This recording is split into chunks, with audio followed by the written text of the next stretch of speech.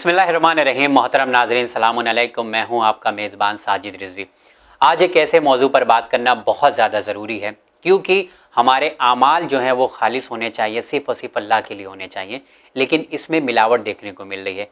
ना जाने कौन अफराद हैं, नामालूम अफराद हैं, जो तरह तरह की चीज़ें हमारे दरमियान लेकर आ रहे हैं, व्हाट्सएप पे लेकर आ रहे हैं, और लोग उसे फॉरवर्ड तेज़ी के साथ करते हैं कि ये अमाल करो, ये करो, वो करो। तो हर जगह पे मिलावट तो देखने को मिल रही है, साथ ही साथ जो हमारे अमाल हैं, नेक काम है, उसमें भी मिलावट देखने को मिल रही है।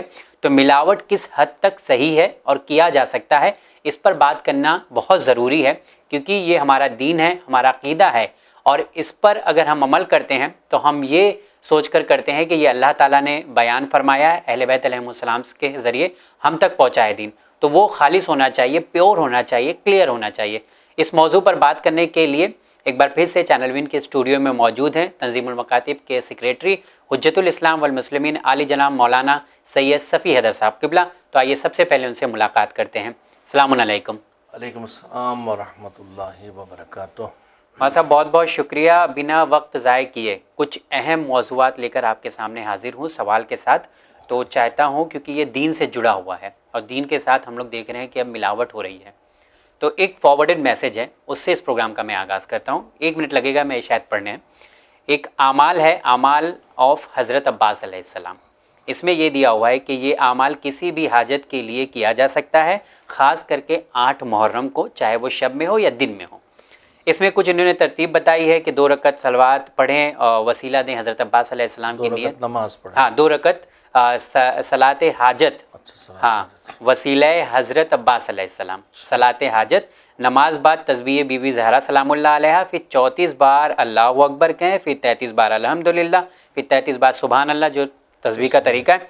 फिर एक टाइम आयतल कुर्सी, एक टाइम अल इखलास, फिर उसके बाद सूरे नास, सूरे फलक, सूरे काफरून, फिर 100 टाइम सलवात। इसके बाद जो दिया है वो बहुत मतलब बनाने वाले ने भी कुछ सोच के बनाए। अब कह रहे हैं कि 100 बार सलवात के बाद आप कुरान लें और उसको अपने सर पर रखें और कहें 125 बार ये पढ़ें। वो जो पढ़ रहा हूँ वो उस पर देखिएगा। हल कीजिए मुश्किल मेरी अब देर सितम है, हल कीजिए मुश्किल मेरी अब देर सितम है, अब्बास अली तुमको सकीना की कसम है। इसको पढ़ने के बाद यहाँ पे ख़त्म नहीं हो रहा है अमाल। इसके बाद 100 टाइम सलवात पढ़ें, सजदे में जाकर हाजत तलब करें, फिर ज़ियारत वारिसा पढ़ें, ज़ियारत हज़रत अब्बास अलैहिस्सलाम पढ़ें, 2 रकत सलवात ज़ियारत पढ़ें, मोहताज दुआ। इस तरह के फॉरवर्ड मैसेज हर साल माह मुहर्रम में होते हैं, ख़ास करके हज़रत अब्बास अलैहिस्सलाम का जो अमाल है। ये अमाल कितना ऑथेंटिक है और इस तरह के अमाल के बारे में आप क्या कहना चाहेंगे? ला हौला वला कुव्वता इल्ला बिल्लाहिल अलील अज़ीम, जिन्हें अमाल कहा जा रहा है, इसको सुन के तो मुझे लग रहा है कि क्या हिंदुस्तान में उर्दू स्पीकिंग में कोई नबी रसूल आ गए क्या। इसलिए कि जो हमारे अइम्मा ताहिरीन से जितने भी अमाल हम तक पहुँचे हैं और दुआएं पहुँची हैं और दीन पहुँचा है, वो तो सब अरबी में है। इसमें तो एक शेर भी है, जो अगर किसी उर्दू शेर पे आपने गौर किया? हाँ, किसी उर्दू स्पीकिंग के सामने रखा जाए तो फ़ौरन देख लेगा कि ये शेर किसी अनाड़ी ने तुकबंदी की है, ना इसमें रदीफ़ है, ना काफिया है, ना वज़न है, और इसकी ज़बान किसी ऐसी की है जिसको ठीक से उर्दू भी नहीं आती। मुझे बहुत ताज्जुब है कि अगर किसी बेईमान ने इस तरह की चीज़ें गढ़ी हैं और उसने गढ़ भी दी हैं, तो ये फारवर्ड हो रहा है और मोमिनीन एक दूसरे को पहुंचा रहे हैं। ये हैरत करने की बात है, हैरत ज़दा। कितना शऊर तो हमारे अंदर होना चाहिए कम से कम। और सब जैसे लिखा है, धोखा देने वाली तरकीबें, इतनी बार सूरा पढ़ो, ये करो, वो करो, वो सब धोखा देने वाली चीज़ें।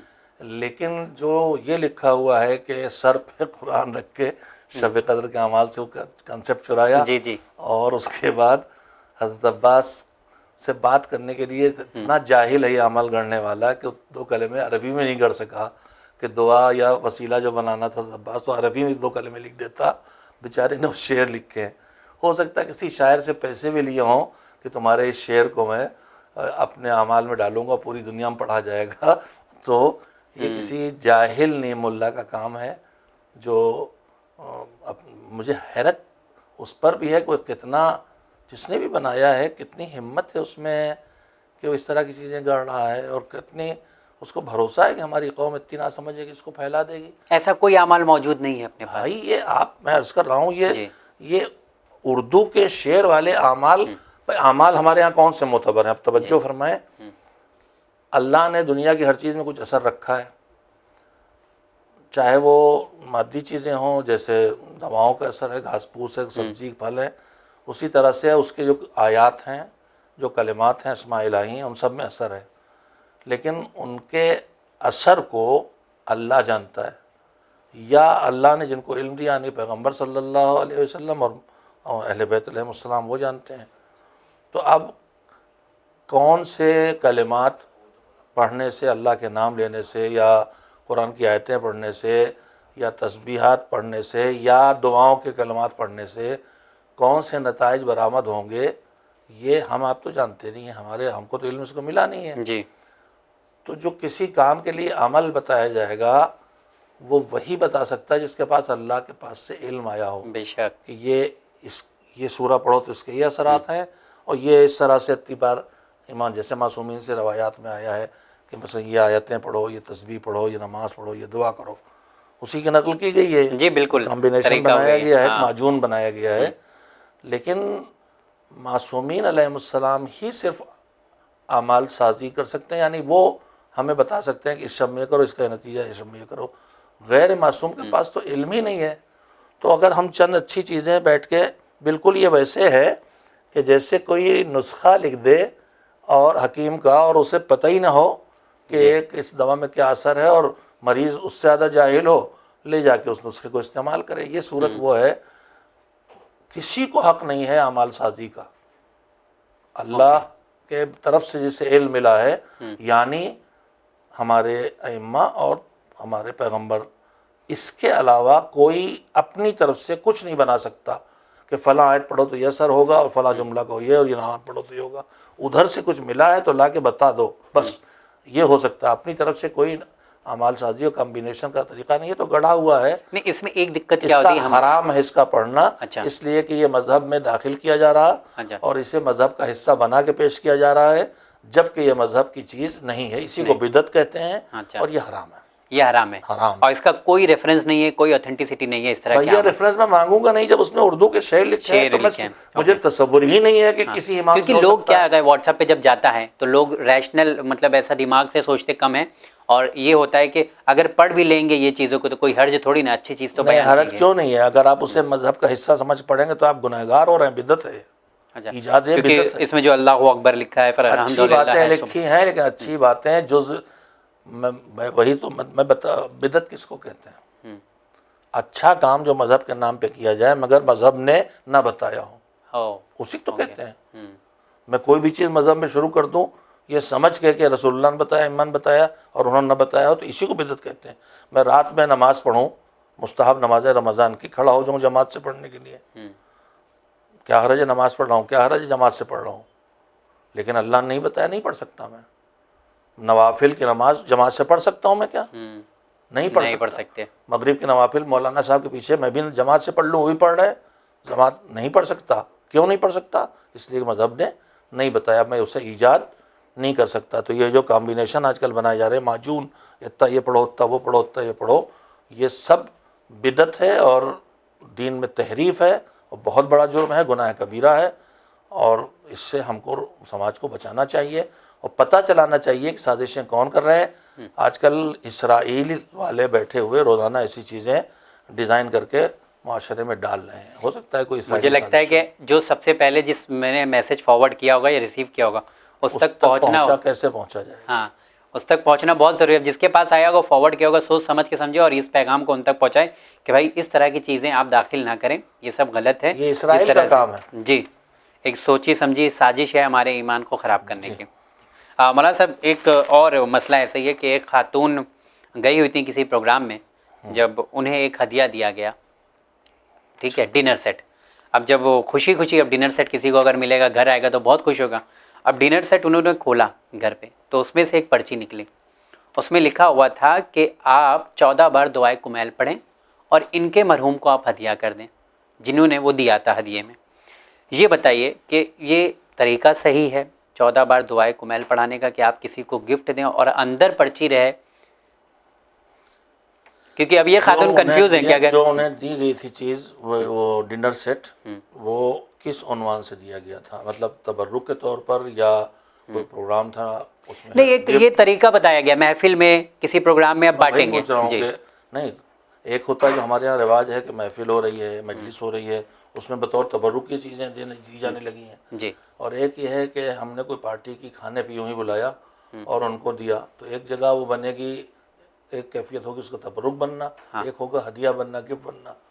तो किस उन्वान से तबर्रुक वगैरह जैसे जो जश्न के प्रोग्राम हो या कोई और प्रोग्राम हो, वहाँ पे तो आप जो जश्न महफिल या मजलिस में तबर्रुक के उन्वान पे बढ़ता है, उसमें सारे लेने वालों को ये तवक्को होती है कि ये हम यहाँ आए हैं, हमें मिला है, इसके पाने के लिए इसे मैं अपना मिल्कियत बनाऊं, इसके लिए कोई शर्त अलग से मेज़बान की तरफ से नहीं रखी गई। तबर्रुक में कोई शर्त नहीं होती। बिल्कुल। तो अगर ये समझ के वो ले रहा है तो फिर इस तरह की शर्त लगाना कतन किसी सूरत भी मुनासिब नहीं है। और अगर गिफ्ट दे रहा है और गिफ्ट पर शर्त लगाता है कि गिफ्ट तुम्हारी है मगर तुम एक सूरह फातिहा, जैसे किताबों में लिखा होता है, इल्तिमास सूरह फातिहा यानी किताब आपको हदिया है, एक सूरह फातिहा हमारे बुजुर्गों के लिए पढ़ दी है, तो अब अगर मैं वो किताब एक्सेप्ट करता हूँ तो मुझे उस फरीजे को अंजाम देना चाहिए, और वरना मैं रद्द कर दूँ कि नहीं भाई मैं ये नहीं करूँगा, आप अपना वापस लीजिए तोहफा। अलबत्ता इस तरह की चीज़ें रोज़ नहीं करना, बहुत इजादात हो रही हैं, उनको मैं फ़िक़ही अहकाम तो उनके लिए नहीं लगाना चाहता, लेकिन ये सब चीज़ें नामुनासिब हैं और ये चालाकी भरा बर्ताव जो है मज़हब उसे पसंद नहीं करता कि हमने यहाँ से तो ऐसे दिया जैसे आपका हो गया, अब वहाँ पहुँचे तो खोला तो पता चला इसमें एक शर्त लगी हुई है। अब वो शर्त कभी ऐसी भी हो सकती है जो मैं ना पूरी कर सकूँ। बिल्कुल, सर मुझे अरबी पढ़ना नहीं आती, हैं बहुत से लोग ऐसे कि जिनको बेचारों को अब नहीं पढ़ाया गया था, उनके बचपन में जी कोताही की थी, उन्हें कुरान पढ़ना नहीं आता है, उन्हें दुआ कुमैल कहाँ से पढ़ेंगे, नहीं आती पढ़ना। अब उनको मिल गया, उसमें लिखा दुआ कुमैल पढ़िए, बेचारा क्या करे, उसको पढ़ना नहीं आती जी। तो ये सब चालाकियाँ हैं जो मजहब के कामों में चालाकी नहीं की जाती। ये चालाकियाँ मुनासिब नहीं, जैसे एक ज़माने में चल रहा था पर्ची बटती थी जी कि ये फलां ने ख्वाब देखा और ये हुआ और पर्ची बांटो, और अगर नहीं बांटोगे तो मैं घर में आग लग जाएगी, बांटोगे तो लॉटरी निकल आएगी। तो अब वो जो लोग पर्ची लेने डरने लगे थे, तो अब चालाकी, अब ये मजहब जो काम सही काम है उसका तरीका भी सही होना चाहिए। लोगों ने किया कि कहा कि नज़र है ले लीजिए, और जिस कागज़ में वो नज़र बांध के दी, जब उसने नज़र की बर्फी डली हटाई, देखा वो पर्ची नीचे निकली हुई। अब ये 40 को पहुँचा है, तो धोखा दे के चालाकियाँ करके मजहब का काम थोड़ी किया जाता है। ये सब नासमझी है, अल्लाह की मारिफत नहीं, दीन की मारिफत नहीं, दीन की इस तरह कोई सवाब तक नहीं पहुँचेगा आदमी। अच्छा, आज कमाल है भाई, नहीं मतलब ऐसी चीज़ें हो रहे हैं। और एक और चीज़ आपको हैरानी होगी कि मैसेज का तो कई बार सवाल किया जा चुका है, लेकिन एक चीज़ है कि 40 लोगों को जमा करो, 40 दिन 40 बार इस दुआ को पढ़ो। मतलब मुझे समझ में नहीं आता है कि मतलब किसी को आप बुला भी रहे हो और इतना टाइम भी ले रहे हो, आप उसके बाद 40 बार उससे दुआ भी पढ़वा रहे हो, लोगों का यकीन माने दिल नहीं होता है कि भाई हमें क्यों बुला रहे हैं आप। अब दुआ के नाम पे लोग चले जाते हैं। अजीज मसला वही है कि जितना कुछ हम कर रहे हैं ये अपनी ईजाद से कर रहे हैं या कहीं मजहब में बताया गया है, कहीं मेरी याददाश्त में कहीं किसी जगह ये नहीं है कि इतने लोग जमा हो और गिनती मुअय्यन की हो मजहब में। सिर्फ नमाज जुमा और नमाज जमात में, कि नमाज जमात में कम से कम 2 लोग हों, एक इमाम होगा और एक मामूम होगा, और नमाज जुमा में 5 लोग होंगे। बाकी मेरी याददाश्त में कहीं है ही नहीं है कि 40 लोग जमा होकर पढ़ें, कि 70 लोग पढ़ें। तो ये जितने इस तरह के 40 लोग और 70 लोग और 10 लोग और 7 लोग वाले आमाल आते हैं, ये इनकी पहचान है कि इंसान के गढ़े हुए हैं, मासूमीन के बताए हुए नहीं है। जो हमें आमाल मिले, हमें पहले देखना चाहिए कि नुस्खा लिखा किसने है। अगर इमाम का लिखा है तो ठीक, अगर किसी दूसरे जाहिल का लिखा है तो उसकी वैल्यू क्या, उसे कैसे पता, क्या उसके पास वही आई है कि ये अमल करोगे तो नतीजा निकलेगा, उसने कहाँ से जाना। तो मेरा जैसा एक आदमी है जो अल्लाह से उसका वही के जरिए जरिए राबता नहीं है, मासूम नहीं है, वो कैसे जाना उसने कि इस तरह अमल करेंगे तो ये नतीजा निकलेगा। ये सब इसराइल का काम है, और इसराइल के झांसे में आके हमारे कुछ सादा लोग मोमिनीन मोमिनात और ख़ास करके ख़वातीन ये बहुत कर रही, और उसका मकसद सिर्फ ये है कि दुश्मन हमको इन कामों में लगा के दीन से दूर करना चाहता है, एक असली ड्यूटी से हटाना चाहता है एक, और दूसरी है कि जब बार बार आपको पास से जाएगा ये करो ये मिलेगा, ये करो ये मिलेगा, आप 10 बार करेंगे तो आपको फिर मजहब जब नहीं होगा तो आपका मजहब से एतमाद उठेगा। बिल्कुल। यार ये सब करते हैं, हम कुछ नहीं पाते, मजहब वजहब कुछ नहीं है, ये साजिशें हैं जिससे हमें होशियार रहना चाहिए और ऐसे लोगों को समाज के सामने लाके पहचानवा देना चाहिए ताकि लोग उनसे धोखा न। मतलब ये सारी चीज़ों के साथ साथ एक और चीज़ हम लोग देख रहे हैं कि नेक काम में भी मिलावट हो रही है। पहले ऐसा होता था कि नेक ही कर दरिया में डाल, पर अब ऐसा है कि अगर हम नेक काम कर रहे हैं तो हमारा बताना एक फरीज़ा हम समझते हैं। लोगों को हम बताएंगे, चाहे पकड़ पकड़ कर बताएं, चाहे हम सोशल मीडिया के ज़रिए बताएं। तो नेक काम में मिलावट, कभी दिखावा आ जाता है, कभी कुछ आ जाता है, तो खालिस कैसे कर सकते हैं हम इसको? अभी तक जो हम लोग बात कर रहे हैं तो मिलावट की बात नहीं थी, अभी तो नकली माल तैयार करने की बात थी। वहाँ मिलावट कहाँ, तो पूरा माल ही नकली है। जी। अब ये मिलावट की बात आप कर रहे हैं, यानी रियाकारी। इससे आपकी मुराद दिखावा जी। या रियाकारी की दुनिया इस वक्त हमेशा से बीमारी थी और यह वो ख़तरनाक बीमारी है कि जिसके बारे में हमारे पैगंबर सल्लल्लाहु अलैहि वसल्लम भी फ़िक्रमंद थे। बस ऐसी समाज के सामने कुछ ऐसी मुश्किलात आने वाली हैं थी, मासूमीन जानते थे कि जैसे एक औलाद के बारे में लोग होते हैं, हम लोग फ़िक्रमंद होते हैं कि और सब ठीक है, मगर ये जो इसकी दोस्ती है ठीक नहीं है, ये बहुत ख़तरनाक है। तो हम और सब मुतमईन पर इस दोस्ती से परेशान है। तो वैसे ही हमारे इम्मा और पैगंबर सल्लल्लाहु अलैहि वसल्लम ने भी बाज़ परेशानियाँ इंसान समाज को पेश आने वाली हैं और इंसानों को जो इतनी ख़तरनाक हैं कि उनके लिए परेशान थे। मसलन बीमारी होती है, नज़ला ज़ुकाम बुखार हो गया, लेकिन अभी हम परेशान हैं, खुदा न करे कोरोना ना हो जाए जी, डेंगू ना हो जाए। तो वही कैफियत तकरीबन मसलन जो अभी मैंने किसी एपिसोड में बात की थी कि अमीरुल मोमिनीन ने फरमाया कि इन्ना अख़वफ़ु मा अख़ाफ़ु अलैकुम इत्तिबाउल हवा तूलुल अमल, मैं जो तुम्हारे बारे में जिन चीज़ों से खौफज़दा हूँ कि तुम्हें ये नुकसान पहुँचाएंगी और तुम बिगड़ जाओगे, उनमें सबसे ज़्यादा दो चीज़ों से डरता हूँ, एक ख्वाहिशात की पैरवी, एक लंबी उम्मीदें। उसी तरह से पैगंबर सल्लल्लाहु अलैहि वसल्लम का इरशाद है कि इन्ना अख़वफ़ु मा अख़ाफ़ु अलैकुम अश्शिरकुल असग़र, मुझे तुम्हारे बारे में डर है, वो सबसे बड़ा डर है कि तुम छोटे शिर्क के शिकार ना हो जाओ। अच्छा। तो लोगों ने पूछा छोटा शिर्क क्या है?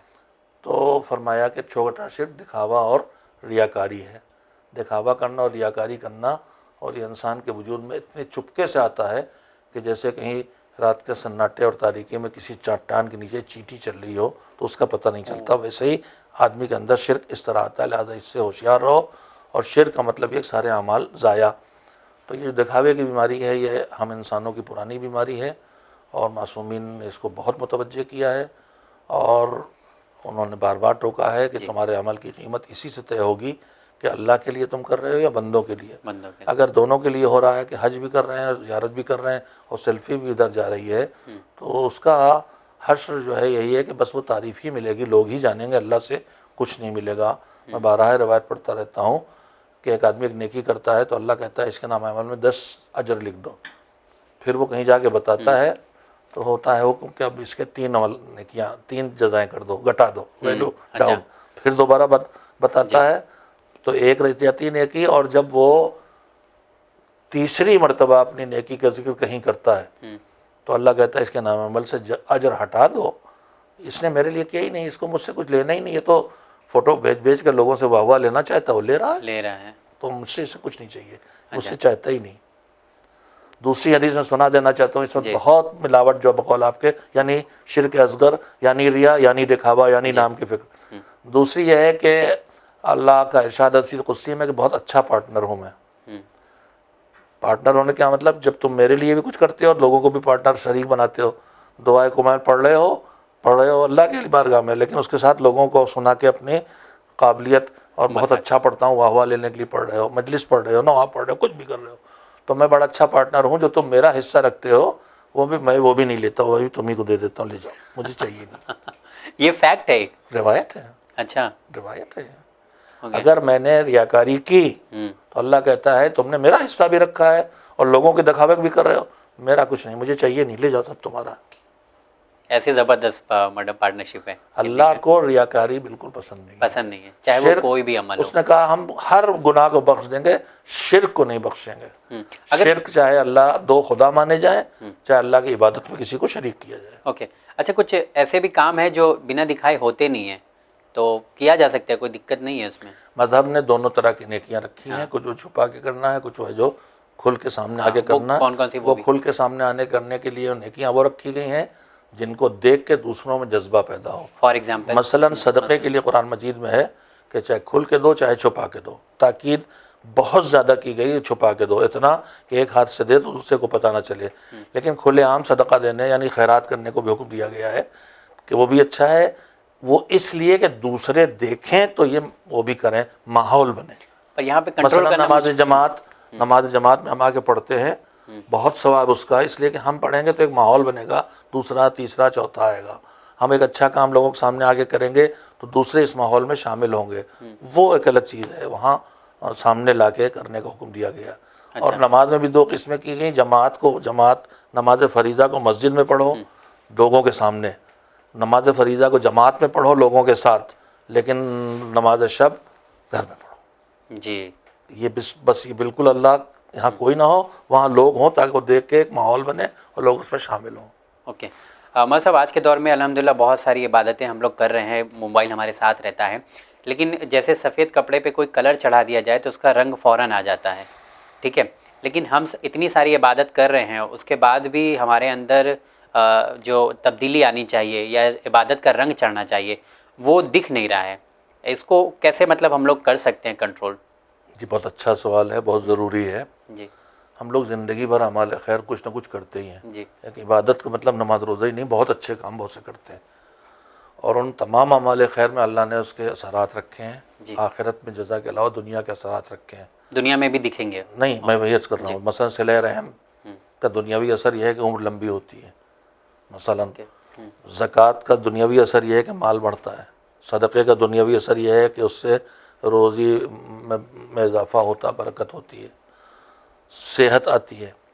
उन सब को छोड़िए, कुरान मजीद में नमाज का दुनियावी असर भी बताया गया है। बिस्मिल्लाहिर्रहमानिर्रहीम, इन्नस्सलाता तन्हा अनिल फ़हशाए वल मुनकर, नमाज खुल्लम खुल्ला बदकारी और बुराइयों से और छुपे हुए गुनाहों से भी बचाती है। तो अगर हम सब नमाज़ पढ़ रहे हैं और हमारी गुनाह का पावर घटता नहीं है जी, बढ़ रहा है, तो इसका मतलब क्या हुआ, नमाज अपना काम नहीं कर रही।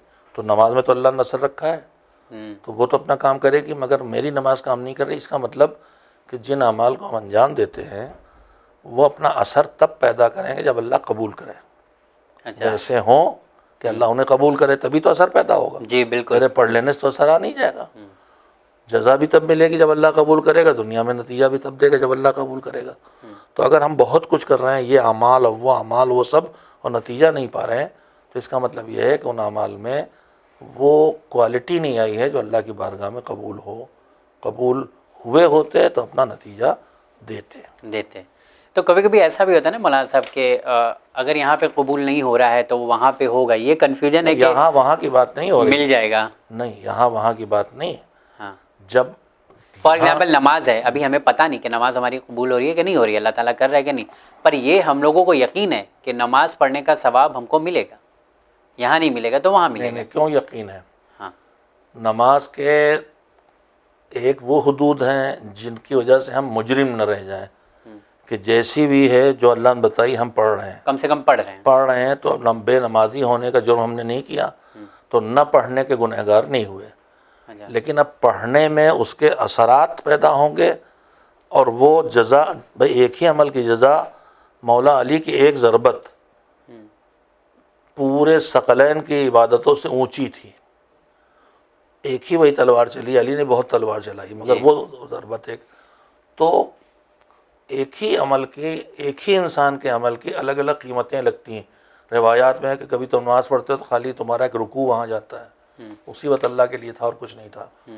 तो ये यकीन कर लेना कि हम वहाँ ज़रूर पाएंगे, इसमें इतना बढ़ाना ज़रूरी है कि अगर कबूल होने लायक है तो वहाँ पाएंगे। और ये इतना बड़ा मसला है कि नमाज के बाद दुआ बताई गई है कि परवरदिगार ये नमाज़ पढ़ रहा हूँ तो इसलिए कि मुझे तो है लायक इबादत, इसलिए इबादत कर रहा हूँ।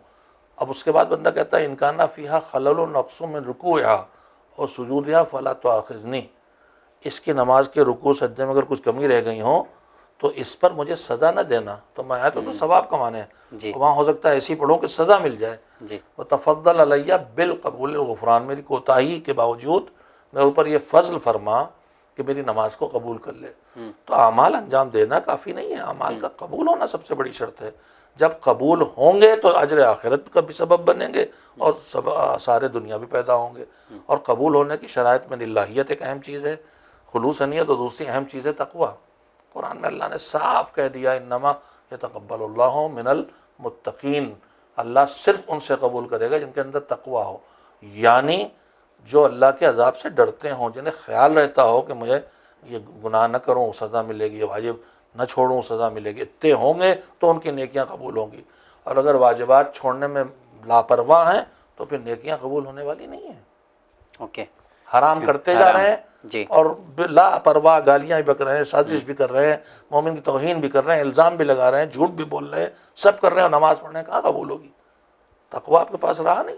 अच्छा, पहले तकवा पैदा कीजिए, तब अमाल कबूल होंगे। जब अमाल कबूल होंगे तब नतीजे देंगे। जी, तो ये समझना शायद नाजरीन थोड़ा सा यहाँ पर पेचीदा है कि कौन से कबूल हो रहे हैं, कौन से नहीं कबूल हो रहे हैं, या क्या मतलब हम सरहद के अंदर नहीं हो रहे हैं हम नहीं तय कर सकते। वही हमेशा अल्लाह से है। उम्मीद लगाना है कि कबूल करे, दुआ करना है और हमेशा बेहतर करने की कोशिश करना है और कभी मायूस नहीं होना है। और मौला अली का इरशाद है कि तुम जो चाहोगे वैसा ना होगा, लेकिन जैसा कर सको करो, तो जैसा चाहते हो वहाँ तक पहुँच जाओगे। उसमें कई चीज़ें हैं। ऐसा मुखलिस ढूंढो, दोस्त ढूंढोगे जिसके यहाँ कोई तुम्हारी दोस्ती के पीछे कोई गरज छुपी ना हो, ना मिलेगा। मगर जो बेहतर बेहतर मिले, ढूंढते रहो, एक दिन तुम्हें ऐसा दोस्त भी मिलेगा जिसकी दोस्ती में कोई गरज छुपी ना होगी। उसी में ये भी है इरशाद कि तुम ऐसी इबादत चाहोगे जिसमें कोई कमी ना हो, लेकिन ना कर पाओगे, मगर छोड़ न देना, करते रहो, आखिर एक दिन वो इबादत भी तुमसे हो जाएगी जो अल्लाह की बारगाह में लायक कबूल हो। तो आदमी को लगे रहना चाहिए। हाँ, कभी हार नहीं माने। मश्क और दोहराने ही से क्वालिटी आती है। हाँ, लिहाजा पढ़ते जाओ पढ़ते जाओ पढ़ते जाओ, एक दिन अल्लाह की बारगाह में कबूल। नहीं, अक्सर लोग कहते हैं ना कि सर टकराते रहोगे कोई फायदा नहीं है, गलत कहते हैं। हाँ, तो मतलब हम लोग को करते रहना चाहिए। सर इस टकराने का फायदा यह है कि हम बागी नहीं है। वक्त नहीं होगा आपके पास, जल्दी से मैं सुना दूं कि कालिम नाम मुझे बड़े आलिम का है। उन्होंने वजू करने बैठे थे और एक उधर का कोई उनका जानकार आदमी निकला और जितनी देर में वजू नहीं कर सके उतनी देर में नमाज पढ़ के निकल पड़ा। तो उन्होंने कहा तुम गए क्यों गए? नमाज पढ़ के। हाँ, पढ़ ली। कहाँ पढ़ ली? इतनी जल्दी पढ़ ली? तो कहने लगा मैं यहाँ नमाज पढ़ने नहीं आया था, मैं यहाँ अल्लाह को बताने आया था कि मैं उसका बागी नहीं हूँ। अच्छा कम से कम हाजिरी लगा दी ना मैंने जी, जैसी सही हाजिरी लगा दी, तो कम से कम प्रेजेंट रहा हूँ। सद्दा, हाँ वही करें, टक्कर मारते रहो, टक्कर मार के कम से कम हम ये तो बता रहे हैं कि हम बागी नहीं हैं। और जब हम बागी नहीं तो एक दिन यही टक्कर किसी दिन नमाज से बदल जाएगी और यही नमाज इंशाल्लाह कबूलियत तक पहुंच जाएगी। ये तो आपने पॉजिटिव रिप्लाई दे दिया अल्हम्दुलिल्लाह आज, वरना हम लोग हमेशा नहीं, मतलब कि करते रहो, नहीं तो हम लोग यही सुनते हैं ना कि सर सजदे में और दिमाग दगाबाजी में है, तो ऐसा करने से कोई फायदा नहीं। बिल्ला ऐसी बातें मेरे ख्याल से नहीं होती। कम से कम ये तो कमबख्त उन कातिलों की बात करे जो मासूमीन के साथ आके जो सद्दा भी कर रहे थे, उन्होंने कत्ल भी कर रहे थे। मोमिन के लिए मैं नहीं समझता हूँ कि आदमी का सर सद्दे में हो और वो उस वक्त कहीं किसी के खिलाफ साजिशें रच रहा हो। खुदा न करे कि तही गिर जाए आदमी, क्योंकि नमाज एक ऐसी जगह है वहाँ पे कुछ नमाज में खड़ा है तो वहाँ तो किसी खिलाफ तो नहीं सोचेगा जी। अगर सोच भी रहा है तो कुछ अपनी बनाने की सोचेगा, किसी के बिगाड़ने। लेकिन अगर खुदा न करे ये भी है तब भी कम से कम बागी तो न बनो भाई। आते रहो 5 वक्त, क्वालिटी नहीं मेंटेन हो रही है तो भी हाजिरी तो लग रही है। चलिए, एक आदमी जो मुलाजिम है आके हाजिरी लगा दिन भर बैठा रहे, काम न करे तो बास डांटे फटकारेगा, सब कुछ करेगा। एक आदमी जो आता ही नहीं, तो दोनों में फर्क हुआ ना। उसने जॉब छोड़ दी, इसका मतलब तुम आ ही नहीं रहे तो तुम बंदे नहीं रहे, जाओ बागी। आदमी बागी न बने, सरकश न बने, दायरे से बाहर न चला जाए, दायरे के अंदर अपने को अब बंदगी से बाहर तो न करे, बंदगी से बाहर। Very true. मैं सब एक आखिरी सवाल करना चाहूँगा, जहन में इस वक्त आ चुका है कि कभी कभी ऐसा होता है कि हम अपने आप को धोखा दे रहे होते हैं। फॉर एग्जांपल ऐसा होता है कि हमें यहाँ पर दीन बताने की ज़रूरत है, हम बताते हैं, लेकिन जब पीछे जाते हैं तो दीन का हमारा इस्तेमाल नहीं रह जाता है। तो ऐसी सिचुएशन में कि फॉर एग्जांपल हम मस्जिद के अंदर गए और नमाज़ पढ़ा, अब मस्जिद से बाहर आए तो हम देख रहे हैं कि हमारी जो चप्पल थी उसके ऊपर 4-5 लोगों की और चप्पलें रखी हुई हैं, स्लीपर है, गंदगी हो गई हैं। तो ऐसा होता है कि कभी कभी हम कॉमन सेंस का इस्तेमाल नहीं करते हैं। एक तरफ तो हम इबादत कर रहे हैं अल्लाह की, दूसरी तरफ लोगों को परेशान कर रहे हैं, उनकी स्लीपर हटा के अपनी स्लीपर एडजस्ट कर दे रहे हैं, उनके ऊपर चढ़ के चले जा रहे हैं। तो ये सब का भी ख्याल रखना ज़रूरी है कि नहीं? मैंने जो आपकी गुफ्तगू से नतीजा निकाला वो ये है कि एक अमल दीन के किसी एक हिस्से पर अमल करे और दूसरे से लापरवाह हो, ऐसा हाँ, सिंपल सवाल आपने बना दिया जी। एक काम कर रहा है और एक एक को खराब कर रहा है, मजलिस में आ रहा है और वहीं को चप्पलें कुचल रहा है, मुसाफहा कर रहा है और वहीं धक्के मार रहा है, तबर्रुक ले रहा है और वहीं पैरों को कुचल रहा है। तो जाहिर है कि ये एक अंगा आदमी है और इसका ध्यान बैलेंस नहीं इसके यहाँ इस्लाम में। और जो आपने मिसाल दी है वो मिसाल इसकी है कि हमारे माशरे में जब दीनदारी की तरफ आते हैं तो जो अल्लाह से जुड़ी चीज़ें हैं उनको थोड़ी बहुत अहमियत देते हैं। हक़्क़ुल्लाह, नमाज़ पढ़ने आ गए या इम्मा से जुड़ा है, मजलिस में आ गए, एहतराम से बैठ गए। लेकिन जो हक़्क़ुन्नास से जुड़ा है लोगों के, उसमें हम बड़े लापरवाह हैं। चप्पलें कुचल के चले जाते हैं, चप्पलें उनकी खिसका के अपनी रख देते हैं। हाँ, हमारी सेफ रहे मतलब, इसलिए कि हमारी निगाह में उन दूसरे इंसानों की कोई कीमत नहीं है। बस कीमत है तो थोड़ी बहुत अल्लाह की है या इमाम की है, इसलिए उससे डर है, इनसे डर नहीं है, इसलिए इनकी कोई कीमत नहीं है। लेकिन मज़हब जितना अहमियत हुकूकुल्लाह को देता है उससे ज़्यादा अहमियत लोगों इंसानों के हुकूकुन्नास को देता है।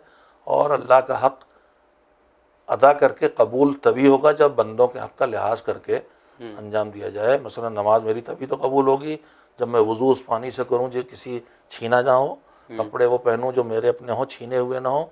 अगर मैं दूसरों के हुकूक को कुचल के आऊँगा तो अल्लाह की बारगाह में नमाज के लिए खड़े होने लायक भी नहीं हूँ। तो आदमी को सोचना चाहिए कि कुछ चप्पलें कुचल के अंदर जा रहे हो तो अल्लाह तो देख रहा है और वो कहेगा तुम इतने लापरवाह हो कि दूसरे बंदों का ख्याल नहीं करते, तो फिर मैं तुम्हारा ख्याल क्यों करूँ। लिहाजा हमें दीन के एक अंगा दीन हमारे पास है कि रुखा दीन है।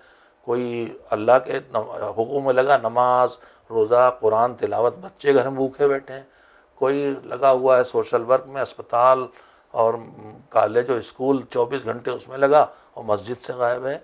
मज़हब ना इसे पसंद करता है ना उसे। मज़हब कहता है बैलेंस लेके चलो, अल्लाह ने जो किस ज़ात से जुड़ी जो वाजिबात वो भी अदा करो, जो मंदों और मखलूक से जुड़ी चीज़ें हैं उनके ऊपर भी तवज्जो करो। चलिए, जाते जाते कोई सोल्यूशन देना चाहेंगे कि मिलावट से परहेज़ कैसे करना है? बहुत डिफिकल्ट। मिलावट 2-3 जगह आप बोल चुके हैं। एक नकली माल, जी, नकली माल को पहचानना हमारी ड्यूटी है। जैसे नकली सोना चांदी पहचानते वैसे आजकल जो ये किताबों में, किताबों में, जंतरियों में, अखबारों में, बाबाओं के यहाँ, व्हाट्सएप, सोशल मीडिया पर जो नकली माल आ रहा है उसको हम पहचानें और उसको फेंक दें। जैसे नकली दवा फेंक देते हैं वैसी नकली दुआ भी फेंक दें। वो मुक़द्दस नहीं है, उसे ज़िंदगी में न लाएँ कि लिखा अच्छे नाम लिखे कर ही डालें। आप बेमसरफ़ बेसबब कोई दवा खाएंगे तो नुकसान करेगी, वैसे ये और फिर ये बिदअत है और ये हराम है जी। उसके बाद जहाँ तक फिर आपने मिलावट का लफ्ज़ बोला है वो शिरक असगर यानी रियाकारी और दिखावे के लिए। रियाकारी और दिखावे के लिए अखलाक के उलमा ने पूरे पॉइंट्स हैं अखलाक में कि जिनका अभ्यास किया जाए। और उसमें सबसे बड़ी बात यही है कि अगर हम दिखावा ही चाहते हैं तो हम अगर किसी मजमे में कई सतह के लोग होते हैं और एक मामूली सा आदमी भी, एक मिनिस्टर भी आ गया है और हमारे पास दिखावे का जज्बा तारी है तो मिनिस्टर साहब को दिखाना चाहेंगे कि वो हर हाल में देख लें मैं तगड़ा मातम कर रहा हूँ। जी जी। तो फिर अगर यही मेयार है तो सबसे बड़ा अल्लाह है, सबसे बड़ा वो है। दिखाना भी है तो उसी को दिखाना है और वो देखेगा तो दूसरों तक भी पहुँचाएगा। यकीन रखें वो ये कहता है कि तुम छुपा के करो, हम तुम्हारी नेकियां फैलाएंगे। अल्लाह पे एतमाद करे और ये लोगों को पसंद आएगा तो मुझे क्या मिल जाएगा उससे, क्या मिलेगा उनसे? कुछ नहीं मिलना सिवाय वाहवाही, मतलब ऐसे वो वाह भी नहीं, हसद भी मिलेगा, तफरी भी मिलेगी, तौहीन भी मिलेगी, सब कुछ मिलता है। ज़्यादातर तो जलन और हसद मिलेगी जी। अल्लाह की बारगाह में जाकर करेंगे तो अजर मिलेगा, जज़ा मिलेगा। बिल्कुल। मौसा बहुत बहुत शुक्रिया। खालिस हमारे अमल नहीं रहे ये प्रोग्राम का मकसद था, लेकिन अब कोशिश ये करेंगे कि अमल जो हम लोग कर रहे हैं अपनी ज़िंदगी में बिल्कुल खालिस हों। कम हो लेकिन मुखलिसाना हो। कम हो लेकिन मुखलिसाना हो, यानी क्वांटिटी ना हो, क्वालिटी होना चाहिए। नहीं, क्वांटिटी भी हो। अच्छा, मगर हो। असल में यार क्वांटिटी नहीं है, क्वालिटी है। क्वालिटी क्वालिटी तक आदमी पहुंचता क्वांटिटी ही के जरिए। जी बिल्कुल। चलिए, बहुत शुक्रिया। इंशाल्लाह अगले प्रोग्राम में फिर आपसे मुलाकात करेंगे। जी हाँ नाज़रीन, आज के प्रोग्राम में मकसद सिर्फ इतना था इस मौजू पर बहस करने का कि हमारे जो अमल हैं वो प्योर हों, क्लियर हों, जैसा अल्लाह ताला चाहता है वैसा हम करें, किसी तरह की कोई मिलावट ना हो। क्योंकि जब दूध में मिलावट होती है तो हम लोग पहचान जाते हैं, कहते हैं कि नहीं दूध में मिलावट है, तो हमें पसंद नहीं आता। ठीक उसी तरीके से हमारे अमल में भी मिलावट नहीं होना चाहिए। इसी उम्मीद के साथ इस प्रोग्राम को ख़त्म करते हैं। इंशाल्लाह फिर किसी प्रोग्राम में आप तमाम हजरात से मुलाकात करेंगे। देखते रहिए चैनल में। बहुत शुक्रिया।